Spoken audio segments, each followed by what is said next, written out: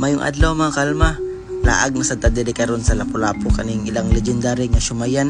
Muni ang gitawag nila bell shumay. Naara nin siya diri sa duol sa simbahan niya. Loyo ni siya or kilid ban siya aning GM nga poultry nga agribit. Imo rin ang sudlon katong gamay nga dan nga atong nakitaan katong naay ilang tarpaulin. Pagsulod nako mapugi pag open nila.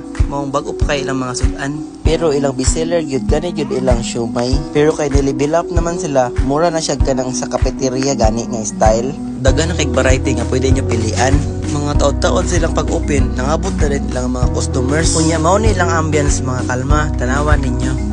Chill rapod kay ang lugar, medyo mingaw nya, dagan rapod kay siya electric fan. Pero ting paniud to mga kalma, mapuno gid ni siya. Unya naniid ko sa mga customer, moto ilang gi-order ang shumay sad gyud. Unya naasad ni sila mga dessert like maha or katumingo float, pero mao na gid nilang shumay, mao na tong giari. Pero of course, mutilaw sa ta sa laing-laing putahe. Naginahinay na gid ang mga tawo og pangabot no. Ato tanawon ilang mga order ha. Nag-order sila og kaning escabeche nya, puso ilang rice dir kalma ha. Mao to ilang shumay sauce. Murag nakauna-una na jud ko sa akong orderon mga kalma. Affordable ra sad kay ilang mga sudan dire mga kalma, mong laaga sa gid ninyo. Unya naa di sila lumi mga kalma, bestseller sa daw ni. Unya naa sila kanilang dynamite o kanang lumpia nga gulay o lumpia nga baboy, naa pud sila pizza roll. Unya kay gigutom naman ko, dili mang order na ta.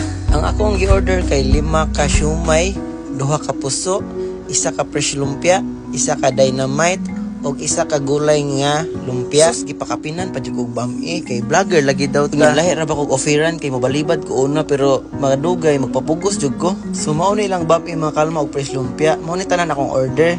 Okay kaayo. Ako ra sad isa mukaon nya kaning ilang shumay gyud. Di ko first time ani mukaon. Sige na ko kaon ani pero kani ilang ubang baligya karon pa. Sige, mag first bite na ta mga kalma. Alright, natulala koy pag una kong tilaw kay di ko kalimot sa lasa. Same ra gid sa una.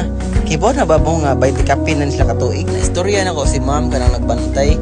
Nagsugod gid sila sa gamay daw kanang payong-payong ra gani hanto dako sila. Nilibil up sila kay sa una daw dakpon man sila magbaligas gawas. Sige na tabi ba nahurot na kong shumay mga kalma. So mag-ari na puta sa dynamite. Sus, wakay lang dynamite siksik sa laman. Puno kay cheese hilig sad kayo kog dynamite good mo kani gid ako una gipalit pod. Tra silispada gyud. Unya naglaway man ko sa ilang barbecue nga baboy, nagkuha og isa. Sus lami sad kaayo sulit kay kanang ang nanutsuot ang kalami ba. Naasad sila lumpia nga gulay ato sa ning tilawan. Siksik sa laman pod paitir pod sinsya kay mga kalma og sige kog kaon sa akong vlog ha. Di masad mahimo nga magdampa ko diri nya pud vlogger biata. Ay nakalimot ko ingon ninyo nga pwede sila magpa-reseller sa ilang mga shumay kay nakabantay ko dagag ni ari ni palit og mga bulto nga shumay para ilang ibaligya sa ilahang balay or asa nila itinda.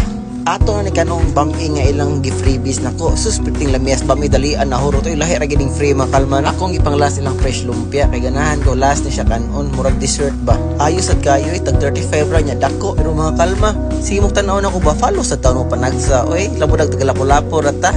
Dagan patag mga reviews ug mga food trip nga atong buhaton nya mo travel sa ta panagsa unya thumbs up dayon kay hurot gud ako tanan tanawa kung kaon mga kalma di basta-basta ako na bayran ani wa ra nag 190 turom siguro nya magtubig lang sa taron na dito pala soft drink nya adto nako bye bye.